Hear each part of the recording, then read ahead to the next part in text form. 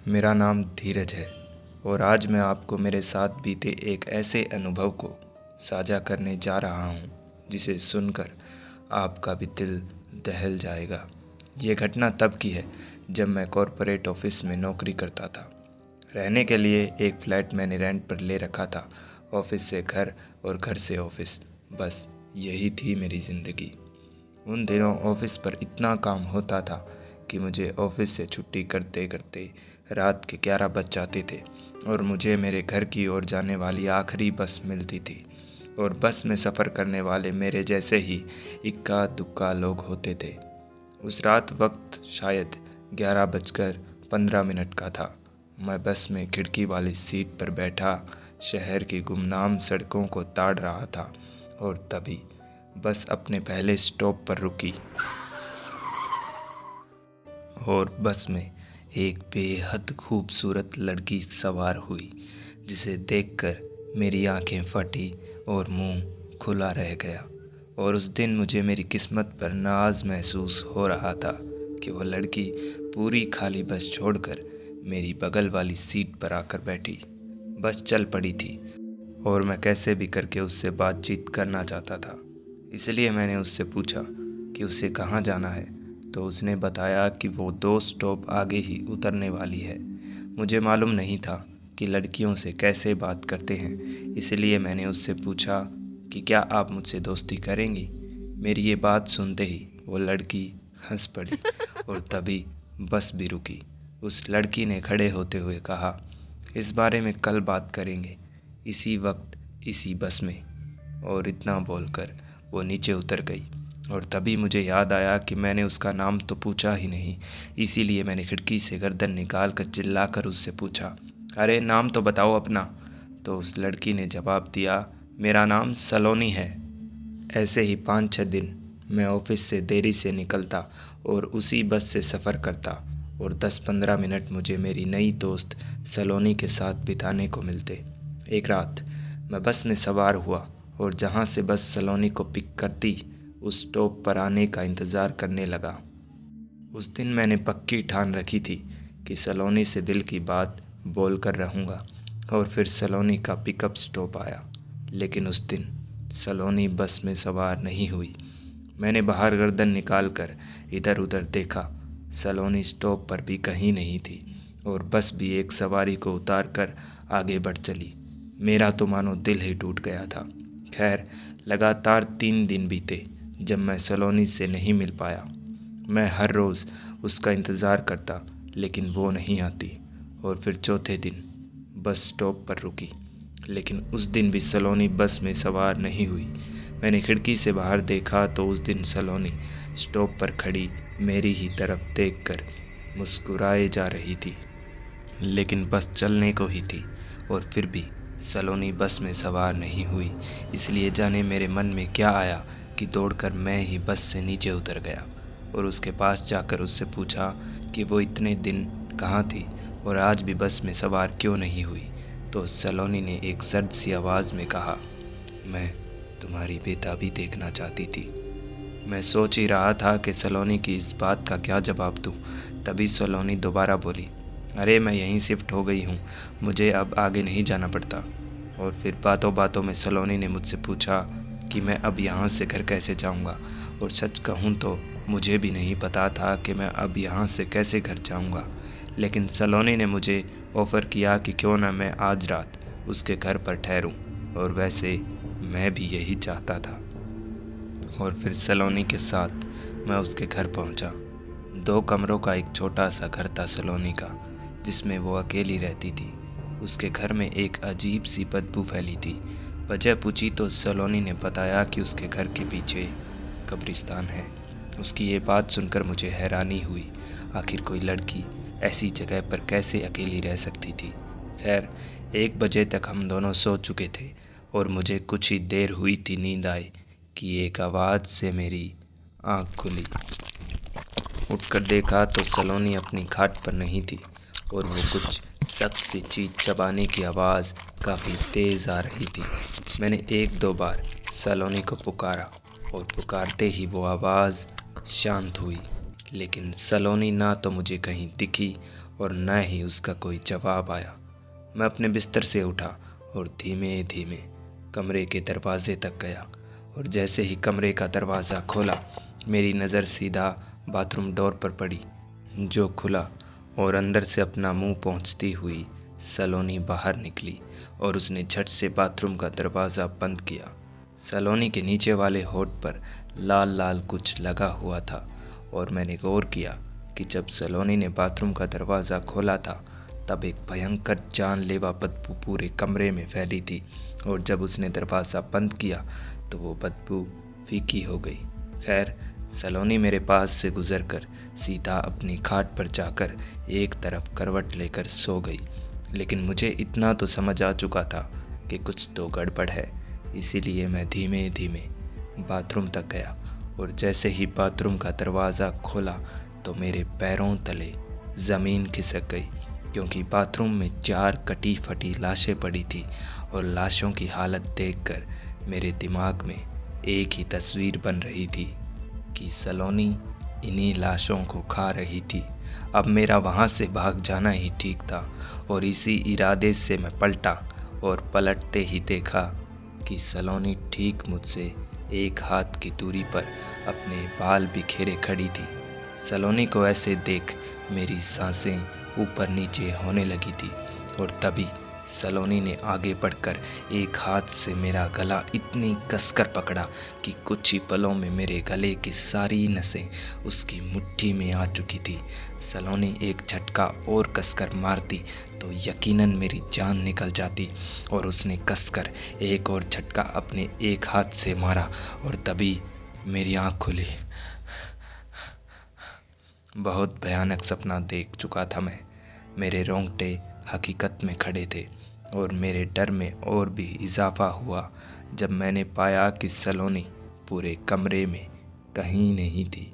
और तभी अचानक दीवार के उस पार से एक धीमी सी आवाज़ मुझे सुनाई देने लगी। मेरा गला सूखे जा रहा था, और फिर भी मैं खड़ा होकर धीमे धीमे चलकर दीवार तक गया, और दीवार से कान लगाकर उस पार की हलचल को सुनने की कोशिश की कि तभी मेरे बालों को पकड़कर मेरे सर को किसी ने ज़ोर से दीवार में मारा। दर्द में कर्राता हुआ मैं पीछे पलटा तो देखा पीछे सलोनी खड़ी थी, जो मुझसे कह रही थी, तुम्हें तो गहरी चोट आई है धीरज, रुको मैं तुम्हारी पट्टी किए देती हूँ। और इतना बोलकर एक बार फिर उसने मेरा सर पकड़ा और दीवार पर 2-4 बार ज़ोर ज़ोर से मारा। सर फट के काफ़ी खून बहने लगा था, और मैं ज़मीन पर गिर पड़ा। उस वक्त मैं बेहोश भी था और होश में भी था। पलंग के नीचे मुझे मेरे जैसा ही कोई ज़ख्मी इंसान बेहोश पड़ा नज़र आ रहा था। उसकी बेहोश आंखों में मेरी आंखें कट चुकी थी, और फिर मुझे महसूस हुआ कि गुनगुनाता हुआ कोई मेरे पैर पकड़कर मुझे घसीटने लगा, और उसी दौरान मैं बेहोश हो गया। मुझे होश आया तब मैं सलोनी के बाथरूम में पड़ा था, और मेरे मुंह पर मक्खियाँ भिनभिना रही थी। इधर उधर देखा तो समझ आया मैं लाशों के ढेर पर पड़ा था। वो नज़ारा इतना भयानक था कि किसी की भी वो नज़ारा देख मौकाए वारदात पर मौत हो सकती थी। लेकिन फिर भी मैंने अपनी बची खुची हिम्मत बटोरी और उन लाशों के ढेर को पार करके बाथरूम से बाहर निकला तो देखा सलोनी दीवार पर खून से लिख रही थी, प्यार प्यार प्यार। बाथरूम का दरवाज़ा खुलने की आवाज़ से सलोनी मेरी तरफ पलटी और मुस्कुराकर फिर से दीवार पर लिखने लगी। मैं वहाँ से चुपचाप निकल आया। सलोनी का मकसद तो मुझे मारना ही था, लेकिन शायद उसके मन में भी मेरे लिए कहीं थोड़ा बहुत प्यार था, इसलिए उसने मुझे जाने दिया। लेकिन अक्सर रात को सलोनी मुझे उसी स्टॉप पर खड़ी नज़र आती थी, लेकिन बस में सवार नहीं होती थी। मजबूरन मुझे मेरी नौकरी ही छोड़नी पड़ी। मेरा नाम अनमोल है। मेरा काम कुछ ऐसा ही है कि मुझे महीने में 5 या 6 चक्कर तो आउट ऑफ टाउन लगाने ही पड़ते हैं। आज से 2 साल पहले मुझे अपने काम के ही सिलसिले में राजस्थान के गुलाबी शहर के नाम से मशहूर शहर जयपुर जाना था। हमारी कंपनी के एमडी का वहाँ एक हाल ही में ख़रीदा हुआ घर भी था, तो रहने के लिए मुझे इधर उधर भागने का भी कोई सवाल नहीं था। खैर, मैं जयपुर पहुंचा। पूरी रात सफ़र करके तकरीबन सुबह 7 बजे मैं उस घर के सामने खड़ा था। ताला खोला और दरवाज़े को धकेला तो दरवाज़ा एक आवाज़ के साथ खुला। दरवाज़ा खुलते ही सुबह के सूरज की किरणें दरवाजे से सामने सीधा दीवार पर लगी। दीवार पर एक औरत की बड़ी सी तस्वीर लगी थी। तस्वीर में उस औरत की आंखों में मुझे गुस्सा नज़र आ रहा था। ऐसा लग रहा था मानो वो मुझे ही घूर रही थी। खैर, मैंने दरवाज़ा बंद किया, घर की लाइट्स ऑन की। वैसे घर में ज़्यादा कुछ फर्नीचर नहीं था, लेकिन मुझे एक ऐसा कमरा मिल गया था जिसमें एक बेड और बेड की दाईं तरफ एक ड्रेसिंग मिरर रखा था। क्लाइंट से मीटिंग शाम 7 बजे थी और सफ़र के चलते मैं काफ़ी थकान महसूस कर रहा था। इसलिए मैंने एक शावर लिया और सोने चला गया। मगर जाने क्यों 1 घंटे तक बिस्तर पर लेटने के बाद भी मुझे नींद नहीं आ रही थी। मुझे अजीब सा महसूस हो रहा था। मैं दाईं और उसी ड्रेसिंग मिरर की तरफ करवट लेकर लेटा था जब मैंने आंखें खोली। आंखें खोलते ही मिरर में मैंने देखा कि जिस औरत की तस्वीर मैंने बाहर देखी थी, वही औरत ठीक मेरे पीछे मेरे बिस्तर पर बैठी थी। डर के मारे मैं तुरंत पलटा, लेकिन पीछे तो कोई नहीं था। दोबारा मिरर की तरफ पलटा। मिरर में भी मुझे अब कोई दिखाई नहीं दे रहा था। मैंने सोचा शायद ये मेरे सबकॉन्शियस माइंड की बनावट मात्र है और कुछ नहीं। इतना सोचकर मैं दोबारा सोने ही वाला था कि तभी डोरबेल बजी, जो सुनकर मुझे हैरानी हुई। आखिर यहाँ कौन ही आएगा, और क्लाइंट को भी शाम 7 बजे आना था। खैर, मैंने जाकर दरवाज़ा खोला। सामने एक 14-15 साल का लड़का हाथ में टिफ़िन लिए खड़ा था। उसने बिना कुछ बोले टिफ़िन मेरी ओर किया। एमडी सर ने भिजवाया होगा, यही सोचकर मैंने वो टिफ़िन ले लिया। वो लड़का वहाँ से चला गया और मैं अपने कमरे में आ गया। टिफ़िन देखने और उसमें से आती खुशबू से पता लग रहा था कि मुझे काफ़ी भूख लगी थी। मैंने बिस्तर पर बैठकर टिफ़िन खोला और टिफ़िन खुलते ही मेरी उल्टी हो गई, क्योंकि टिफ़िन में आधी जली किसी के हाथ पैरों की उंगलियां थी। पूरे कमरे में एक सड़ी हुई सी जानलेवा बदबू फैल गई। मैंने तुरंत वो टिफ़िन उठाया और खिड़की से बाहर फेंका। खिड़की से 50 कदम दूर मैंने देखा वही लड़का खड़ा मेरी ही तरफ देख रहा था। टिफ़िन ठीक उसके कदमों में जाकर गिरा और टिफ़िन गिरते ही उसमें से भिंडी की सूखी सब्जी और रोटी निकलकर ज़मीन पर गिरी। मगर ये कैसे हो सकता था? अभी अभी मैंने उस टिफ़िन में कटी हुई उंगलियां देखी थी। खैर, मेरी नज़रें उस बच्चे पर टिकी हुई थी जो मेरे सामने घुटने मोड़कर ज़मीन पर बैठा और फिर ज़मीन पर पड़ी वो रोटी उठाकर मेरी तरफ एक हल्की रहस्य से भरी मुस्कान मुस्कुराता हुआ खाने लगा। मैंने खिड़की बंद की और पर्दा भी सटा दिया। वक्त देखा 4 घंटे बाकी थे क्लाइंट के आने में। मैंने कुछ देर मीटिंग की तैयारी की और फिर तय जगह पर मैं पहुंचा और क्लाइंट का वेट करने लगा, जो कुछ ही देर में वहां पहुंचा। हमने साथ में ही खाना खाया और काम भी ख़त्म किया। आखिर में जाने से पहले क्लाइंट रवि ने मुझसे पूछा कि क्या आप शराब का शौक़ रखते हैं। उसकी ये बात सुनकर मैं हंस पड़ा और शायद मेरी हंसी से उसे उसका जवाब भी मिल गया। तो उसने कहा, क्या ख्याल है फिर आपका? और 5 मिनट की और वार्तालाप के बाद मैं उसे अपने ठिकाने पर लेकर आया। मैं और रवि दोनों ही पीते पीते खूब शराब पी गए। रवि बहुत नशे में था जब उसने मुझसे कहा, ये औरत बोल रही है कि मैं मरने वाला हूँ। मैंने उससे पूछा, कौन औरत? यही जो मेरे पीछे खड़ी है। मैंने उसके पीछे देखा और कहा, तुम्हारे पीछे तो कोई नहीं है भाई। तब उसने कहा, यहाँ नहीं, शीशे में देखो, उस शीशे में। मैंने धीमे धीमे गर्दन घुमाई और शीशे में देखा तो पाया रवि के ठीक पीछे खड़ी वही तस्वीर वाली औरत और औरत के बगल में वही 14 साल का लड़का था। ये नज़ारा देख मेरी रगों में बहता खून ठंडा पड़ चुका था। मैंने शीशे में ही देखा कि उस औरत ने कस कर एक थप्पड़ रवि को मारा और रवि एक ओर जाकर गिरा। मैं रवि की तरफ पलटा। अब मुझे वहाँ रवि के अलावा कोई दिखाई नहीं दे रहा था, लेकिन रवि को बार बार कोई थप्पड़ मारे जा रहा था। कुछ देर ऐसे ही चला और फिर किसी ने रवि को घसीटना शुरू किया। रवि शायद इतना नशे में था कि उसके साथ हो क्या रहा है उसको इल्म नहीं था। रवि घसीटता हुआ उस कमरे से बाहर निकला और मेरी नज़रों के सामने उस कमरे का दरवाज़ा बंद हुआ। मैं जाकर भी कुछ नहीं कर पा रहा था और रवि की एक भयानक चीख उस पूरे घर में गूंजी। चीख के साथ मेरी बेहोशी सी टूटी और मैं कमरे से बाहर निकला।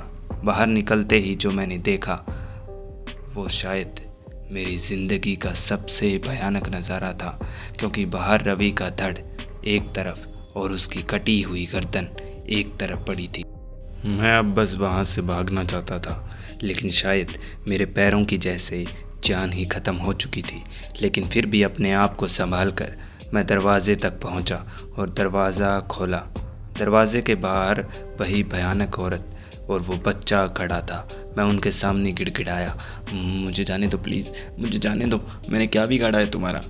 तब वो औरत बोली, तुमने गलती की है मेरे घर में आकर, और उससे भी बड़ी गलती मेरे घर में शराब पीने की गलती है। इतना बोलकर उस औरत ने मुझे धक्का दिया और मैं उड़ता हुआ पीछे दीवार पर लगी उसकी तस्वीर से टकराया और ज़ख्मी होकर ज़मीन पर गिरा और बेहोश हो गया। मैं उठा जब मेरे सर में तेज़ दर्द हो रहा था, क्योंकि सर में गहरी चोट आई थी। मैं सर पकड़कर खड़ा हुआ। आसपास कहीं रवि की लाश नहीं थी। वक्त देखा तो सुबह के 7 बज चुके थे। मैं तुरंत वहाँ से निकला और अपने शहर पहुँचा। अगले दिन मुझे पता लगा कि मेरा क्लाइंट उस दिन वहाँ पहुँचा ही नहीं था। तो फिर वो कौन था जो मुझसे मिला था, और वो औरत और वो बच्चा कौन थे? ये मेरे लिए आज तक एक रहस्य ही है। उस हॉन्टेड हाउस में बिताए वो 24 घंटे मेरी ज़िंदगी के सबसे लंबे 24 घंटे थे। पिताजी की मौत को 10 दिन बीत चुके हैं। घर में मातम वैसे का वैसा है। दीदी की तबीयत में कोई सुधार नहीं है। दीदी अपना बेजान सा शरीर लिए लेटी रहती है। उनमें खड़े होने की भी क्षमता ख़त्म हो चुकी है। मैं ऋषि शहर जाकर काम संभालने की इस वक्त सोच भी नहीं सकता। खैर, दीदी को कई डॉक्टर, कई वैद्यों को दिखाया, लेकिन दीदी की हालत लगातार बिगड़े जा रही है। और जब ऐसे ही 1 महीना और बीता, एक रात मैं एक बुरा सपना देखकर 1 बजे उठा। मैंने सपने में देखा था कि दीदी के सिरहाने एक औरत मेरी तरफ पीट करके बैठी है। वो दीदी को कुछ कर रही थी और दीदी छटपटा रही थी, तड़प रही थी। ये सपना देख मैं सचमुच काफ़ी डर चुका था। इसीलिए मैंने सोचा एक बार दीदी को देख कर आता हूँ। मैं दीदी और माँ के कमरे तक पहुँचा। दरवाज़ा एक बारीक दरार जितना खुला था और उसमें से आती रोशनी से ये साफ जाहिर हो रहा था कि अंदर की बत्ती चालू थी। मैंने दरवाज़ा खोला। दरवाज़ा खोलते ही एक पल के लिए मुझे लगा कि दीदी बिस्तर पर बैठी थी, और दरवाज़ा खुलते ही दीदी वापस लेट गई। मैं पास गया, ध्यान से देखा तो ऐसा लगा जैसे दीदी गहरी नींद में सो रही हो, और माँ के चेहरे पर भी एक थकान, चिंता और दुख सोते हुए भी साफ साफ दिखाई दे रहा था। खैर, सब कुछ ठीक देखकर मैं अपने कमरे में जाने के लिए पलटा, लेकिन पलटकर एक कदम भी आगे नहीं बढ़ा पाया, क्योंकि ठीक दरवाजे पर एक औरत लाल शादी के जोड़े में खड़ी, जिसका चेहरा बिल्कुल काला और आंखें लाल थी। उसके बालों में कीड़े रेंग रहे थे। इतना भयानक रूप देखकर मेरी चीख निकलने ही वाली थी, लेकिन उससे पहले ही मैंने अपने मुंह पर हाथ रखा ताकि मेरी कोई भी आवाज़ सुनकर माँ या दीदी की आंख ना खुले और उन्हें ये भयानक मंजर न देखना पड़े। मुझे ऐसा करता देख सामने खड़ी वो औरत मुझसे बोली, आज बचा लेगा, कल बचा लेगा, मगर कब तक बचाएगा? तेरा सपना एक दिन तो जरूर पूरा करूंगी। इतना बोलकर वो औरत मेरी आंखों के सामने पलक झपकते ही गायब हो गई। उसके गायब होते ही मैंने पलटकर दीदी और माँ की तरफ देखा। वे लोग अभी भी आराम से सोए हुए थे। शुक्र है कि उनमें से किसी ने उस भूतनी को नहीं देखा। खैर, मैं अपने कमरे में गया। बार बार उसी औरत का भयानक चेहरा मेरी नज़रों के सामने आ रहा था। मैं इतना तो समझ चुका था कि दीदी आखिर इतने दिनों से क्यों बीमार है। दीदी पर किसी ऐसी रूह का साया था जो बुरी है, शैतानी है। उस रात इसी बारे में मैं सोचता रहा। इस बारे में मैंने घर पर कोई जिक्र नहीं किया। अगले दिन सुबह होते ही मैं एक बार फिर दीदी के कमरे में उन्हें देखने के लिए गया। उस वक्त माँ भी उठकर अपने काम में लग चुकी थी। मैं दीदी के पलंग के पास खड़ा होकर उनके चेहरे को देखने लगा और तभी दीदी की आंखें धीमे धीमे खुली। उनकी आंखों को खुलता देख मुझे अच्छा लगा, लेकिन फिर होठों पर आई एक रहस्यमय मुस्कान ने मुझे एक पल में कल रात का पूरा नज़ारा याद दिला दिया। और जैसे ही मैंने एक पल से भी कम समय के लिए अपनी पलक झपकाई कि ठीक उसी वक्त दीदी की आंखें फिर से बंद हुई और अब चेहरे पर थकान और दर्द के अलावा कुछ नहीं था। मैं बिना देरी किए गांव के मंदिर वाले पुजारी के पास गया और उन्हें जो जो मैंने देखा वो सब बताया। पुजारी ने मेरे कंधे पर हाथ रखकर मुझे सांत्वना देते हुए कहा, देखो बेटा, मैं तुम्हें भ्रम में नहीं रखना चाहूँगा, बल्कि मैं तुम्हें साफ साफ बताऊँगा कि जिस हिसाब से तुमने तुम्हारी समस्या मुझे बतलाई है, उस हिसाब से कोई तंत्र साधक ही तुम्हारी मदद कर सकता है। और जब तक तुम साधक को ढूंढते हो तब तक ये धागा गुड़िया की कलाई पर बांध देना। इतना कहकर पुजारी जी ने एक धागा, कुछ मंत्र पढ़कर और धागे को मुट्ठी में बंद कर उसमें फूंक मारकर पुजारी जी ने मुझे थमाया। धागा लेकर मैं वहाँ से चला तो पुजारी जी ने मुझे पीछे से आवाज़ लगाते हुए कहा, बेटा, वो रूह काफ़ी शक्तिशाली मालूम पड़ती है, इसीलिए ध्यान रखना, अपने कान और आँख खुली रखना, भोलेनाथ पर भरोसा रखना, वो सब ठीक कर देंगे। और हो सके तो आज ही रात को शमशान वाले तांत्रिक बाबा से मिलो। मैंने पुजारी जी के सामने हाथ जोड़ते हुए कहा, जी पुजारी जी, और वहाँ से घर की ओर निकल पड़ा। घर जाते ही मैंने वो धागा दीदी के हाथ पर बांधा। पूरा दिन ठीक गुजरा। रात को खाना खाकर सब सोए हुए थे। समय रात के 11 बजे का था। मैं जाग रहा था क्योंकि 12 बजे मुझे शमशान जाना था। मैं आंखें खोलकर ही बिस्तर पर लेटा लेटा इस सब के बारे में सोच रहा था जब मेरे कमरे का दरवाज़ा धीरे से खुला।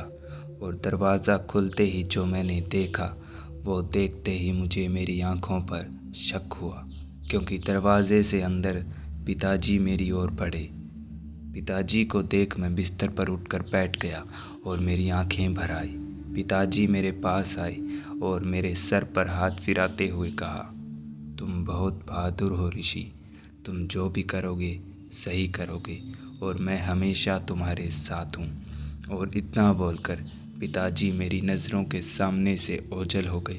पिताजी की बात सुनकर मुझ में काफ़ी हिम्मत आ चुकी थी, इसीलिए मैं तुरंत बिस्तर से उठा शमशान जाने के लिए और बिना आवाज़ किए धीमे धीमे चलकर मैं दरवाज़े तक पहुंचा।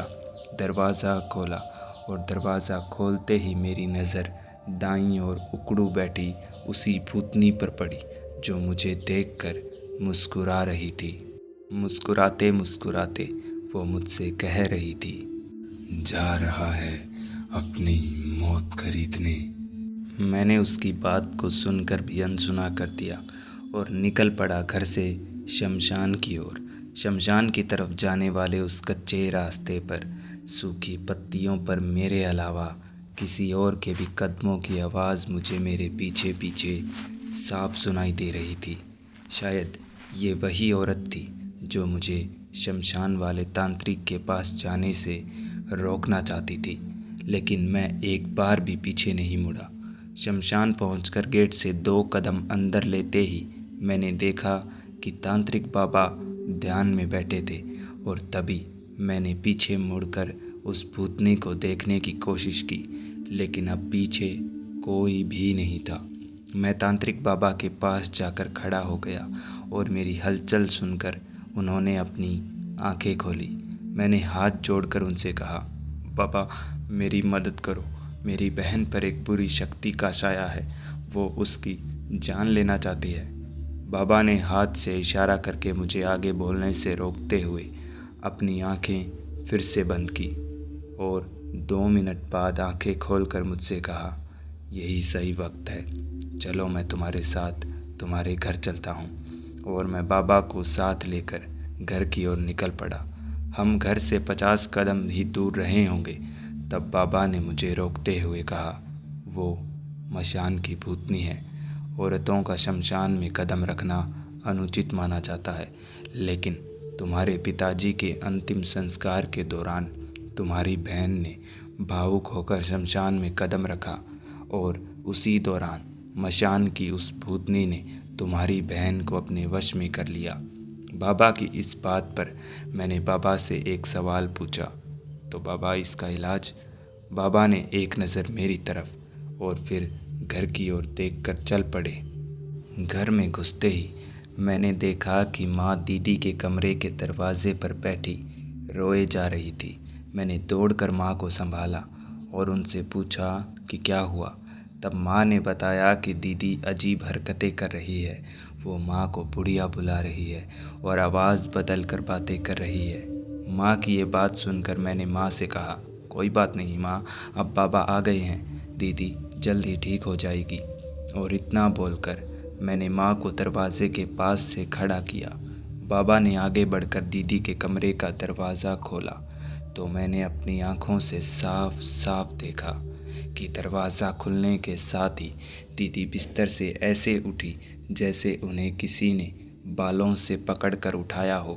दीदी पलंग से नीचे पैर लटका कर बैठी बाबा की आंखों में आंखें डालकर मुस्कुराए जा रही थी, और दीदी के पीछे वही मशान की भूतनी अपने भद्दे चेहरे पर एक भयानक मुस्कान लिए खड़ी थी। बाबा कुछ मंत्र बुदबुदा रहे थे, तब दीदी और वो मशान की भूतनी एक साथ बोली, तू कितनी भी कोशिश कर ले, लेकिन इसको मैं अपने साथ लेकर जाऊंगी। उनकी ये बात खत्म हुई। बाबा ने मंत्र बुदबुदाते हुए अपनी पोटली से मुट्ठी भरकर एक भस्म निकाली और धीमे धीमे दीदी के पास जाकर बाबा ने वो भस्म दीदी के माथे पर मल दी। भस्म माथे पर मलते ही दीदी पूरी तरह छटपटाने लगी और कुछ देर छटपटाने के बाद बेजान सी होकर पलंग पर ही गिर पड़ी, और अब मशान की वो भूतनी भी कहीं दिखाई नहीं दे रही थी। लेकिन कार्य शायद अभी भी अधूरा था। बाबा ने दीदी के बालों को पकड़कर बालों का एक गुच्छा दीदी के सर से उखाड़ लिया और बाबा घर से बाहर आ गए। बाबा ने हमसे कहा कि उस रात हमें दीदी के आस-पास भी नहीं भटकना है, क्योंकि बाबा जी उस मशान की भूतनी को कैद करने वाले थे और ये कार्य वो शमशान में ही करने वाले थे। इस कार्यविधि के दौरान दीदी के आसपास कोई होता तो वो भूतनी उसे अपने वश में कर सकती थी। इसीलिए उस रात हम दीदी के कमरे के आसपास भी नहीं गए। पूरी रात दीदी के रोने की, चीखने चिल्लाने की आवाज़ें आती रही, लेकिन फिर भी मैंने और मेरी माँ ने अपनी भावनाओं पर काबू बनाए रखा। उस रात माँ ने मुझको ये बताया कि अक्सर रातों को दीदी माँ से अजीब ढंग में बातें करती थी।